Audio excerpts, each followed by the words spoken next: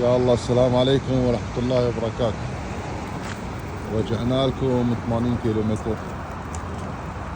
اليوم ماكو شمس والهواء قوي. 7 إلا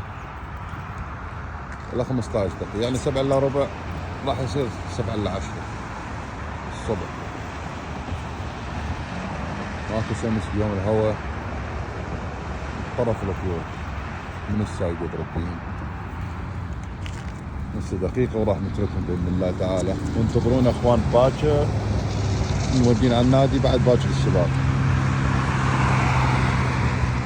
بإذن الله تعالى. باكر السباق نودين على النادي باكر، وبعد باكر السباق الساعة 11 هذا توقيت أمريكا راح أكون فاتح لايف بإذن الله تعالى. ماكو سيارات، أنا دائما أتأكد ماكو سيارات، وهناك بعيد جدا هذا ما يأثر عليه. نقول بسم الله الرحمن الرحيم ونبلش. هذا واحد، هذا اثنين.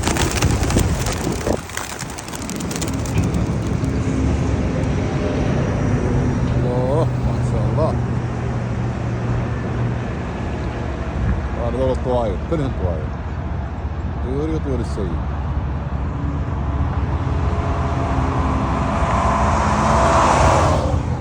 هسه بعد ربع ساعة ونطير الفلة.